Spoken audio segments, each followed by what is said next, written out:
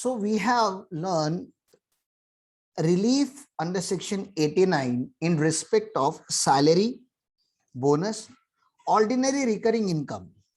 But sometime you receive gratuity also, and gratuity is given to you not because, and gratuity cannot be linked to one particular year. Gratuity is given to you because you have worked for the organization over the period of 25 years, 30 years, kind of. आपने 25-30 साल किसी particular organisation के लिए काम किया, and therefore gratuity is paid to you. Don't you think हम 25 साल का तो टैक्स नहीं निकाल पाएंगे ना ऐसे, including arrears, excluding arrears? That will be very complicated. Hello, अरे पहले आप प्रॉब्लम समझने का ट्राई करो. yes.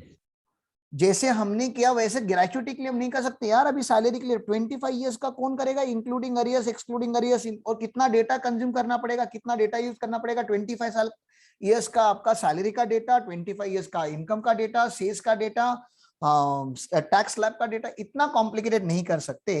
तो ग्रेच्युटी के केस में अगर हमें अरियर्स कंप्यूट करना होगा तो मेथड ही उन्होंने अलग कर दिया है.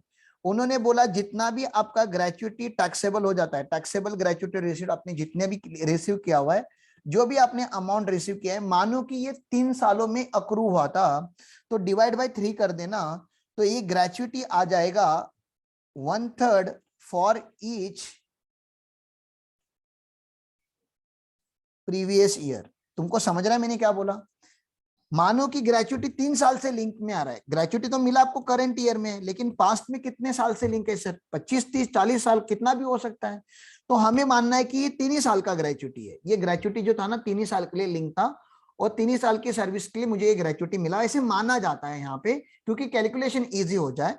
तो ये जो ग्रेच्युटी प्रीसीडिंग ईयर्स का है ना, ये 3 साल के ऊपर हमें प्रोपोर्शनेट करना पड़ता है. ईयर 1, ईयर 2 एंड ईयर 3, ये 3 साल है. 1/3 यहाँ पे देना पड़ता है, 1/3 यहाँ पे देना पड़ता है, 1/3 यहाँ पे देना पड़ता है, और हम 3 साल का इंक्लूडिंग अरियर्स, एक्सक्लूडिंग अरियर्स हम कंप्यूट करते हैं. मैंने क्या बोला, समझा आप लोगों को?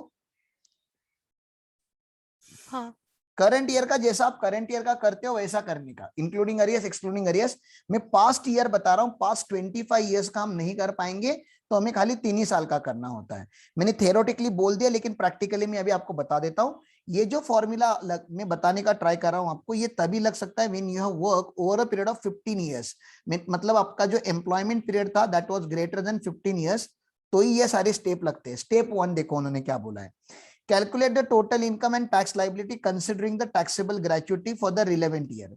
तो उन्होंने बोला पहले तो टैक्स कंप्यूट कर लो साहब, करंट ईयर का. करंट ईयर में ग्रेच्युटी मिला है ना, तो करंट ईयर का टैक्स कंप्यूट करके रख लेना. मैंने बोला ठीक है. Calculate the total income and tax on total income in respect of each of 3 previous year. 3 ही लेने आप लोगों को. आपने काम तो 15 साल से ज्यादा किया है, लेकिन आपको मानना है 3 ही साल का. Immediately presiding the relevant previous year, adding 1/3 of taxable gratuity each year, each for this 3 years. तो उन्होंने बोला हर 3 सालों में जो 3 years गए, हर साल आपको 1/3 ग्रेच्युटी का कंपोनेंट ऐड कर दो.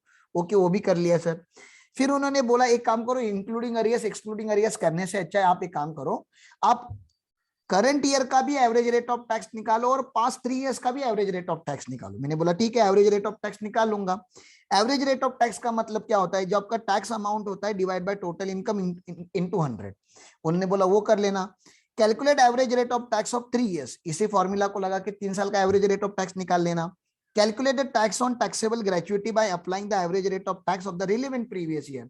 आप देखो कि ग्रेच्युटी करंट ईयर में क्या एवरेज रेट पे टैक्स हुई है, और ग्रेच्युटी अगर वो 3 सालों में टैक्स होती, 3 साल का एवरेज रेट ऑफ टैक्स निकाल के, तो सर कितने पे टैक्स होती.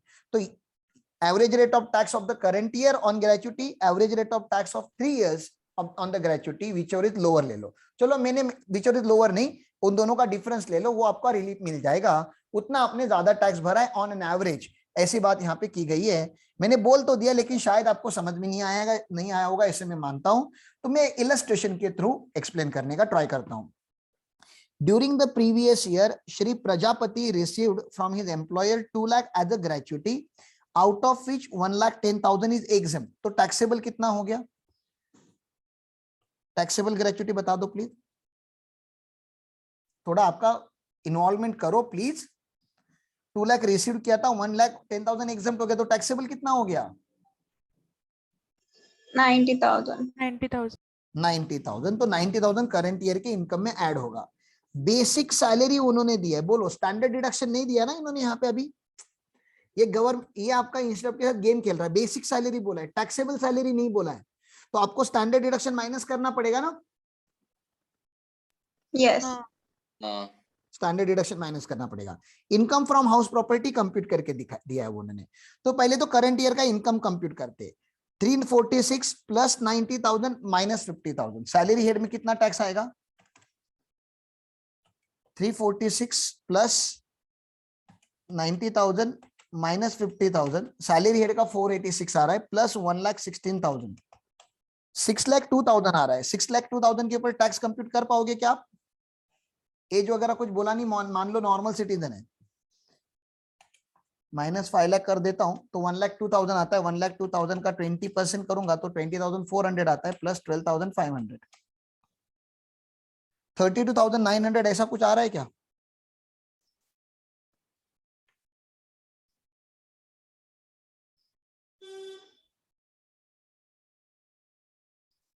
मैंने क्या किया? कुछ तो गलत किया मैंने।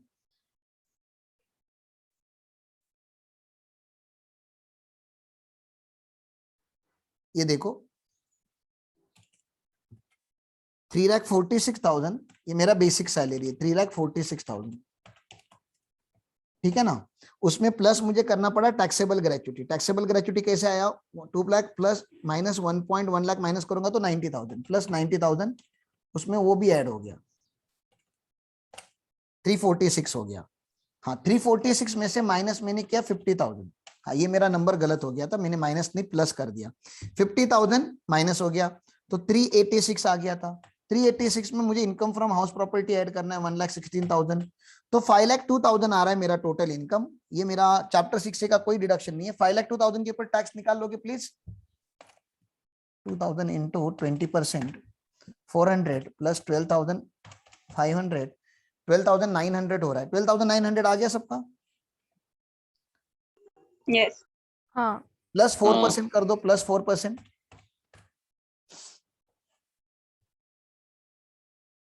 13,416 आ गया। हाँ। यस। अब एवरेज इनकम एवरेज टैक्स का रेट निकालना है। एवरेज निकालने के लिए मैं क्या करूंगा? मेरा टोटल इनकम से डिवाइड करूंगा। टोटल इनकम कितना है अपना? 5,02,000, तो 5,02,000 से डिवाइड कर दो, डिवाइड बाय 5,02,000 इंटू 100, तो 2.67%। ये करंट रेट, करंट ईयर का मैंने कुछ नहीं किया ना, मैंने रिलीफ वगैरह कुछ नहीं निकाला अभी तक, मैंने खाली करंट ईयर का टैक्स निकाला और उसका एवरेज रेट ऑफ टैक्स निकाला। स्टेप 1 में तो आपको कोई भी डाउट नहीं होना चाहिए, बोलो नहीं है ना प्लीज? नहीं है। नहीं है, चलो ठीक है, आगे चलता हूँ।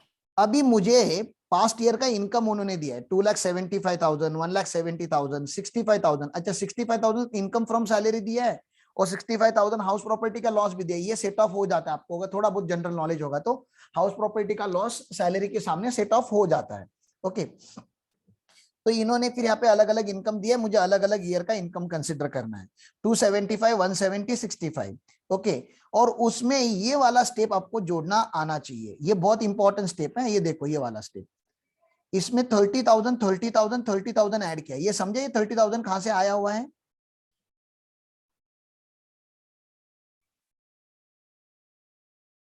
ये 30,000 कहां से ऐड किया समझा आप लोगों को? प्लीज हाँ बोलो। ये जो 90,000 है वो 3 साल में मुझे स्प्रेड करना है ना। हाँ। ग्रेचुटी 3 साल में मुझे लगा के देखना है कि मेरा on an average income tax कितना भरने आता मुझे 3 सालों में। तो मैंने उसको 30,000 तीनों साल में स्प्रेड कर दिया। लास्ट ईयर से स्टैंडर्ड डिडक्शन चालू हुआ है, तो मैंने लास्ट ईयर में स्टैंडर्ड डिडक्शन दे भी दिया इन्होंने। 50,000 का डेटा उन्होंने दिया है और बाकी 2 साल में स्टैंडर्ड डिडक्शन नहीं था, तो इग्नोर कर दो, ठीक है ना। वैसे तो लास्ट ईयर में स्टैंडर्ड डिडक्शन है या नहीं है इसका डेटा भी आपको देना चाहिए था इंस्टीट्यूट को, लेकिन उन्होंने नहीं दिया। नहीं दिया तो जो भी इंस्टीट्यूट ने किया है वो याद रखते चलो, लास्ट ईयर से स्टैंडर्ड डिडक्शन चालू हुआ था, तो उसमें से उन्होंने स्टैंडर्ड डिडक्शन माइनस कर दिया। 2,55,000 यहाँ पे आया, 2 लाख यहाँ पे आ गया, 95,000 यहाँ पे आ गया। अब उसके ऊपर हमें क्या करना है, income from house property add करना है, जोड़ दो इनकम फ्रॉम हाउस प्रॉपर्टी, तो नेट आ गया यहाँ पे 3,70,000, यहाँ पे आ गया 3,10,000, यहाँ पे खाली 30,000।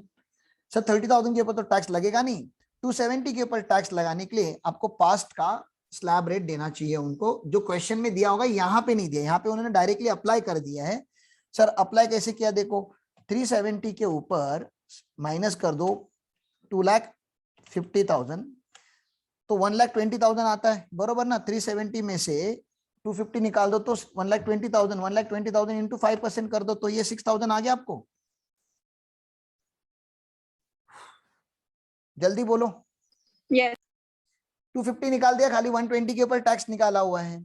ओके, तो ये 6,000 जो है ना, ये 6,000 जो है मेरा रिबेट में माइनस हो गया। रिबेट है ना मेरा, रिबेट याद आ रहा है आपको, 87A का रिबेट। हाँ 87A का रिबेट जो होता है वो क्या बोलता है कि अगर आप इंडिविजुअल हो, आपका इनकम अगर 5 लाख से ज्यादा नहीं है तो 12,500 तक तो आपको रिबेट मिल जाता है। तो इफेक्टिवली मुझे टैक्स लगा ही नहीं करंट ईयर में। Is it clear? अरे 5 लाख तक टैक्स ऐसे भी नहीं Yes. लगता ना, हम लोग वही बोलते हैं ना। तो यहाँ पे टैक्स का रेट तो नील आ गया, नील तो एवरेज रेट ऑफ टैक्स भी 0 आ गया। ओके सर, तो नेक्स्ट ईयर में मेरा इनकम था 3,10,000, 3,10,000 में से सर 2,50,000 निकाल दो, 3,10,000 में से 2,50,000 निकाल दो, निकाल दिया, बच गया 60,000। 60,000 इंटू 5% कर दो तो 3,000 आता है। 3,000 आया, पहले वो बोलो। Yes. यस अब उस पर्टिकुलर प्रीवियस ईयर में रिबेट जो था वो 2,500 था। ये डेटा भी आपको क्वेश्चन में प्रोवाइड करना पड़ेगा उनको। They can not expect you to know the rebate of every year. वो डेटा प्रोवाइड कर दिया, ऐसे मान लो कि 2,500 का तभी रिबेट था, जो अभी 12,500 है। तो उस साल में वो रिबेट माइनस करके 500 का टैक्स बच जाता है। 500 के टैक्स पे ये बच्चे कंफ्यूज हो जाते हैं, 15 कहां से आ गया। उस टाइम पे शेष कितना परसेंट था? अरे उस टाइम पे शेष 3% था ना, अभी पुराने क्वेश्चन में दिखाया ना मैंने आपको। शेष अभी 2 साल पहले 4% हुआ, तभी 3% था। तो ये 3% का शेष उन्होंने यहाँ पे ऐड किया है, तभी शेष 3% का था। ये भी उनको क्वेश्चन में देना पड़ेगा आपको। They can't expect you to buy out all this things. तो 515 आ गया, 515 डिवाइड बाई 3,10,000 कर दो, इंटू 100 करो, देखो आपका रेट कितना आ रहा है, 0.166 ऐसा आ रहा है। तो राउंडेड ऑफ करके उन्होंने 17 ले लिया। Is it clear? हाँ. और नेक्स्ट ईयर में तो टैक्स आना ही नहीं है, तो यहाँ पे भी 0 आ गया।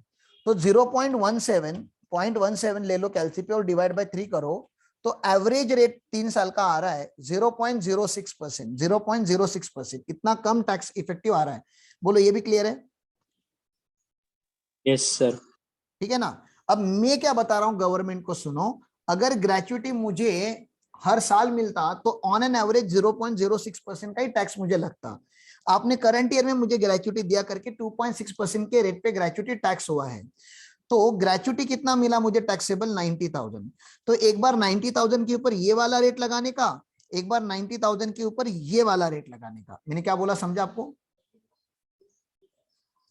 90,000 के ऊपर ये करंट ईयर का एवरेज रेट ऑफ टैक्स और लास्ट 3 साल का एवरेज रेट ऑफ टैक्स लगाने का, और दोनों का जो डिफरेंस आता है, दोनों का जो डिफरेंस आएगा उसको हम रिबेट बोलते हैं। ये देखो, ये देखो 90,000 इंटू करंट ईयर का rate of tax, 90,000 into last 3 साल का एवरेज रेट ऑफ टैक्स, इन दोनों का जो डिफरेंस आया उतना मुझे रिलीफ मिलेगा, क्योंकि उतना मैंने ऑन एन एवरेज ज्यादा पे किया हुआ है।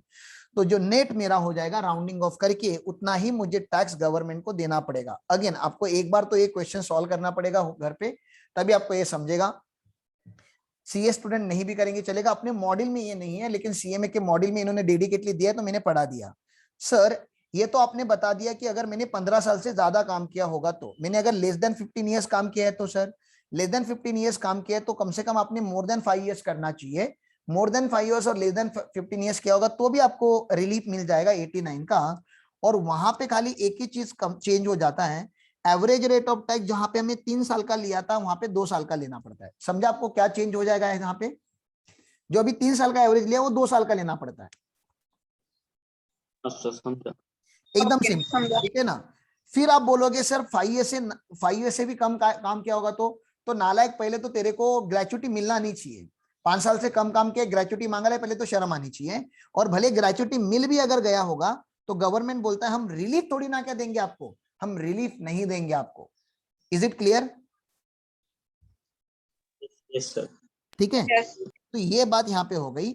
और उसके साथ ही उन्होंने बोल दिया और भी कोई टर्मिनेशन बेनिफिट मिला है, वीआरएस वगैरह मिला है, तो ये लेस देन जो क्या बोलते हैं, जो अभी मैंने आपको फॉर्मूला पढ़ाया वही वाला फॉर्मूला लगा के आप ग्रेच्युटी निकाल दो, और कोई अलग से नया फॉर्मूला नहीं है, ये चैप्टर भी आपका हो जाता है, एक छोटा सा चैप्टर है।